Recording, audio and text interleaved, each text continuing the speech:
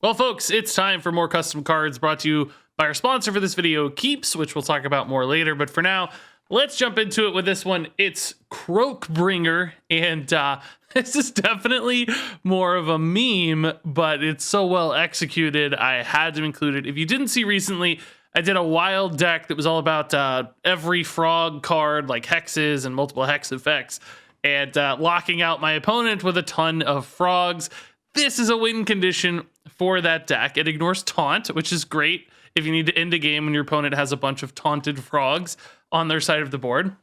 It also casts Hex on Battlecry, and then if your opponent controls 7 taunts, it just straight up wins you the game. So if you have actually locked out their board with frogs, then boom, you're able to successfully defeat them with this alternate win condition.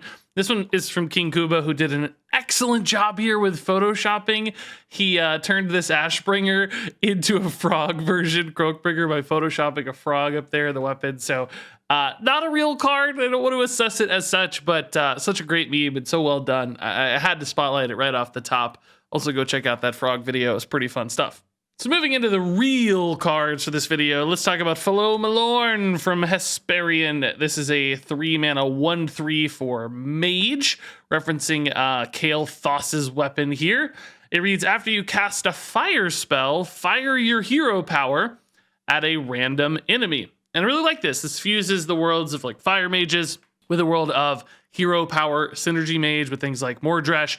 You already kind of had Wildfire serving that connection, but this is a way to make your hero power go a lot further. And note that this does not like consume durability. So once you equip this legendary weapon, you've got this enormous upside, essentially, where your hero power can often hit face. If you play like a board clear out, you're going to start firing pings at your opponent's face, which of course helps you deliver the setup damage necessary for a card like Mordresh, or maybe just helping you clear boards and softening people up. So all in all, great way that kind of pulls together 2 different mechanics we've seen for Mage right now. Does so very sensibly. It does feel very powerful because it's 3 mana and it scales long term, but it demands a lot of support in a specific deck, and it's a legendary weapon, so it's a one-of, right? You don't have that much consistency with these types of things normally. So all in all, I think a really cool design here for Fire Hero Power Mage. Moving on here to the Boominator 9000 from Auditorial. This one's a little scary, but intriguing nonetheless. It's a 7-mana legendary weapon for Warrior, Battlecry. If your opponent has at least 7 bombs in their deck, blow it up. And, that's a flavorful text there, which we see in Hearthstone sometimes. Debatable on what it means exactly. My interpretation is that it will blow up the deck itself. It will not necessarily detonate all of the bombs. It, being singular, sort of points towards the deck being destroyed. So, a Ticketus style effect, or a Zari from Rin way back in the day, where it destroys most, or in this case, all of your opponent's deck, if you're able to get to this 7-bomb game state. And, I was trying to think back to like Bomb Warrior days. If 7 bombs was particularly a ton, I can't really remember. It felt like, 5 was that range where usually you kind of hang around 5 to 6 bombs, 7 occasionally, I'm sure, or sometimes more, right? So I don't know where the right number is for balance on this, right? Maybe it needs to be like 10 bombs. They went with 7 because that's Dr. Boom's thing. It's always been about 7s. So that's fair. Perhaps that's OP. Now, I do think there's some cool stuff happening here from a balance standpoint, though, because there's this kind of a self-controlling aspect here, right? Where it's like, you want bombs to deal damage typically, right? You want them hitting your opponent. Maybe that's your win condition, right? Your opponent normally doesn't want to draw bombs. In this case, they might want to get a bomb or 2 just to prevent the Boominator while also kind of balancing this damage taken. So they're encouraged to draw cards, as normally they're discouraged to draw cards, which kind of makes the Boominator good as just like a threat in its existence in itself. Like your opponent might need to draw the bombs, changing that and exposing them to other problems. So all in all, I think this is kind of scary good as like a threat or win condition kind of card, but nonetheless, very flavorful. Maybe you just have to tweak the numbers on this one to make it feel reasonably good. We don't have any Bomb Warrior cards as much in Standard these days, but in Wild and Duels and so on, this sort of card could be pretty scary. So, this one's here for flavor. I'll let you guys debate balance and even like what it means in the comments below. Please feel free to do that. But I thought this was a really cool idea of getting enough bombs there that you can just absolutely outright destroy the opponent's deck. Moving on here to the Redeemer from Rob K. This is a big old 8-mana paladin weapon. kind of fusing this demon paladin thing back in, like we've seen with Lothraxion. It reads, after you attack, summon a friendly random demon that died this game and give it divine shield. So essentially we're here to summon multiple minions. They could be big things like the new Moarg taunt guy that gives 8 armor, right? You get one of those killed, you start resummoning it with this, that's going to be a monster. It's a ton of life gain, very efficient summoning, somewhat reminiscent, I guess, of the weapon in duels that's summoning you big, scary threats, just a little more expensive, a little lower pressure, duels stuff.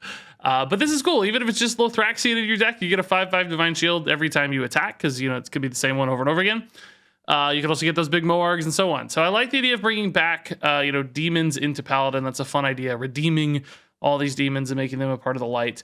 Now, I think 8 mana is really expensive for this weapon, for the record. I mean, it's like kind of gotta be in some ways because you're just getting free stuff every time you attack, but it's just so slow in modern day Hearthstone.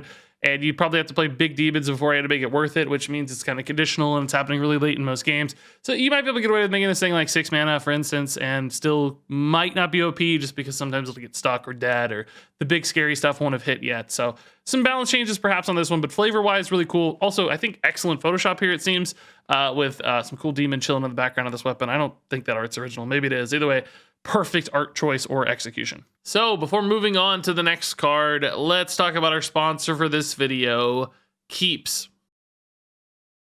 Yeah, so if you didn't know, 2 out of 3 guys will suffer some form of male pattern baldness by the time they're 35. I've seen the YouTube stats. I know how many of us are creeping up on that number, but the good news is with Keeps, you can get treated right from home. You don't have to go to a doctor's office. You can get prescription online and they'll send it straight to your door. And of course, that makes life easy, so you can keep playing Hearthstone and watching your favorite YouTube videos without disruption. So if you've noticed you're losing your hair, it's time to do something about it. For a limited time, you can go to keeps.com/Regis or click that link down there in the description for 50% off your first order.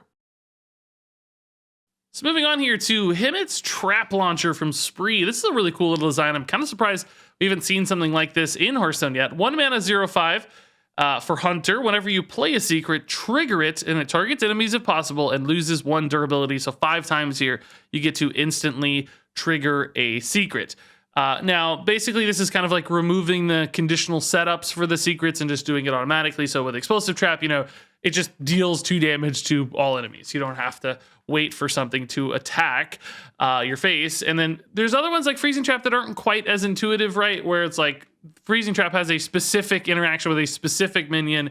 So you'd probably have to code some liberties into this, or if it's like your opponent has 3 minions on board, you play a Freezing Trap and probably just like picks one at random and applies the Freezing Trap sap and cost increase to that random minion in this case. But some secrets won't make as much sense. Others will be totally reasonable. But in any case, I think you could figure out a way to make all the secrets work. And in that case, this is really cool, right? It's a nice little setup card. Smart that it's 1 mana, so you have secrets on curve on 2.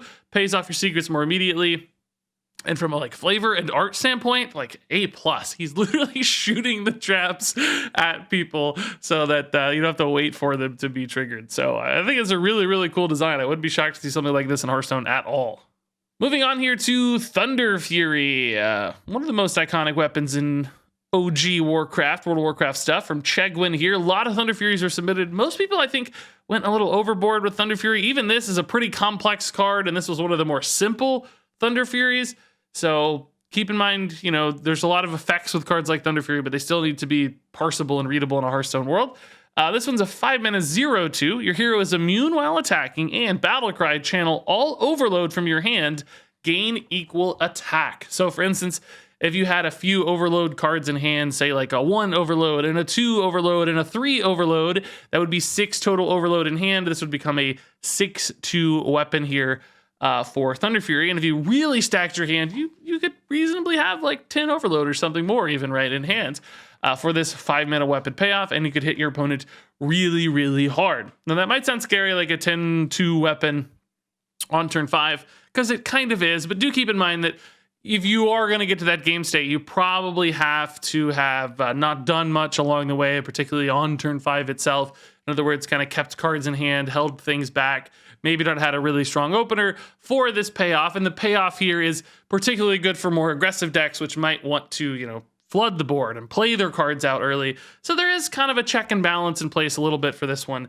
Still potentially could be problematic. There's all kinds of card generation in Shaman, but I like the idea here of taking your overload and channeling it into the card. That feels pretty thematic with all the lightning themed stuff happening here with Thunder Fury and overload cards. So yeah, it's a cool way to capture Thunder Fury. Most people are giving it Wind Fury. That would have made this one super OP. So glad they didn't go that particular route, but still, I think a pretty cool execution of this idea. Moving on here to Xalatath from Nutter666. Priest legendary weapon, 3 mana, 1/3, and it's shadow form support, which is cool. While you're in shadow form, your hero power costs 1, and after your hero attacks, you can refresh your hero power. So kind of two ways to play this card, right? One is just a passive way to make your hero power cheaper, which could be efficient, weaving it into turns. It does not inherently give you the refresh like Shadow Reaper Anduin back in the day. That's scary stuff. Still worried about Hunter in the future with that one, but we'll see. But if you do need a refresh in a pinch, or you just want to squeeze in some extra damage, this does actually have some base attack. So you can just get 3 extra damage there. With things like Void Touched Attendant in particular, even this 1 damage attack could start to stack up, particularly in combination with that cheaper shadow form. So this could be a pretty cool way to squeeze in a lot of extra damage, or just weave in extra hero power efficiency through the cost discount. So I think this is a cool support card for Shadow Priest, and a good choice here for the weapon as well. If you played any World of Warcraft and Legion in particular, this weapon was a pretty important one that stood out. Some cool voice lines and stuff. So would love to see it in the game. Moving on here to Time Winder from Faroon. This one's a cool one. 6 mana, 1/3, dual class for Mage and Warlock. And Death Rattle reset the board state to when this was played. So it's really just rewinding the Hearthstone game back to the point when this was played. Now, board state is a term that's a little generic and up for interpretation. I'm kind of interpreting that to mean just the board itself, not things like health totals, and certainly not things like deck or hand cards, so you wouldn't like get cards back in hand that you'd already played. But basically, if you played this on an empty board on turn 6 and then you attacked a few times, turn 9, your opponent had this giant board of stuff, you could attack the final time, Death Rattle, and it would go back to an empty board state, essentially kind of poofing any minions they might have on board. You're welcome to debate if there's health totals and other things that count as part of a board state, weapon equips, there's various interpretations here. Maybe Faroon will chime in with the intention. Either way, pretty cool design, right? Just being able to reset the game back. The fact here that it's a Death Rattle is pretty important, I think, because there's like a delay on this, so it's not something you're usually going to be able to do immediately. There are cards like Sphere of Sapience you could use to, play over the top of this, but that seems kind of awkward and costly from a resource standpoint, having to run that weird weapon for no reason. Or at the very least, having them both in hand could be a problem. So all the same, just a cool like poof effect here potentially. Or, you could use it aggressively too. Like you have some like Flesh Giants on board. You really want to be able to protect and use them multiple times. Equip the Time Winder alongside your Flesh Giants, right? For 0 mana. Boom, you can go back to the point where those Flesh Giants are back on board. So basically get some like free Flesh Giant resummons and stuff. So all in all, I think it's a really neat idea a lot. And I like the idea of manipulating time in Hearthstone. Something that's pretty easy to do in a digital game. Easy to say the Hearthstone devs, but a really, really cool effect. All right, next up here's the Claw Glove of Elwyn from Flavie. It's 4 mana, 1/2, and it's Druid weapon. It reads, after attacking a hero, also damages all enemy minions. So this is cool. It's kind of like a swipe or board clear built into some attack synergies for Druid. We've got all these like guff deck things and attack things happening in Druid, and sometimes it feels like you're a little susceptible to wide board game plans, but this could help shore up that weakness because you play this with some kind of attack buff, right? Maybe get up to 5 attack, you attack a hero, and then you also are able to clear most of your opponent's board, or maybe all of it, with some kind of crazy 5 damage AoE. And that's cool. I mean, it's very powerful, I think, but it demands, specific kind of deck and specific kind of support. And as always, legendary weapons, aren't super consistent. So I think it would actually be okay for a card like this one to exist, because it's not giving you a lot in its own right. It still demands you play other cards with it, which kind of makes it feel more expensive than 4 mana, or at least you kind of have to set it up in earlier turns. So there are some costs essentially to using this successfully, but I like giving attack druids sort of a backup plan or an alternate angle via which to control and sometimes win games, and Claw Glove of Elwyn here seems like it could do that rather effectively. And then finally here for our last two cards, we got Benediction and Anathema. People who played Priest in Classic World of Warcraft will know these well. We've also seen these pop up with, who is it? Natalie Celine in Mercenaries. Just iconic Priest quest reward weapons here. Used to play these myself back in the day. And this is from Rykard Monkey. And basically, Benediction and Anathema are all about switching between the two. And that's exactly what happens here. You got Benediction, which has 3 spell damage for Holy. When you attack with that, you get Anathema automatically. That has Shadow spell damage for you, attack, etc. Now, I'll be honest. I think this is too good as is in some ways. You know, it's basically equivalent to a mage quest reward that you just play for 6 mana where you don't really have to have the quest. And it's not really hard to swap between the two here, right? It's just as simple as attacking and you get the other one. So even in the same turn, you'll often be able to manipulate your cards in a way where you're kind of benefiting from all of them. There'd very rarely be instances where, you know, order conditions might have to challenge that, but usually you'd be able to just use every holy spell and every shadow spell at any given turn with any way you want, because you can just swap, right? So, you know, if you have Benediction, start your turn with holy, attack, and then finish your turn with shadow, or vice versa. So I think the numbers here are a little too big for +3 spell damage. Plus, these aren't susceptible to removal. Like, your opponent can't get rid of it. If they play, you know, an ooze or whatever, they just give you the other one and then you just attack and you get it right back. So there's really no weaknesses here. So I think you'd either have to like make this more expensive or more likely just reduce the spell damage aspect a little bit here so that essentially not quite so strong. So maybe 1 spell damage, 2 even is kind of pushing it, but maybe 2 would be okay for a 6 mana card, because not every spell from Priest benefits from spell damage specifically. So just a little too strong, but I love the mechanic. I love the idea that it's a great weapon to capture. So some cool stuff to work with here. I just tweaked the numbers on this one. And there you go. That wraps it up for the custom card review this time around. I'd also like to point you to the description to submit your cards for next time. The theme and detail and instructions will be down there, so just check that out. Look forward to seeing those. Thanks much as always for watching. Share your thoughts in the comments below. Check that description for our sponsor for this video, Keeps. And until next time, game on.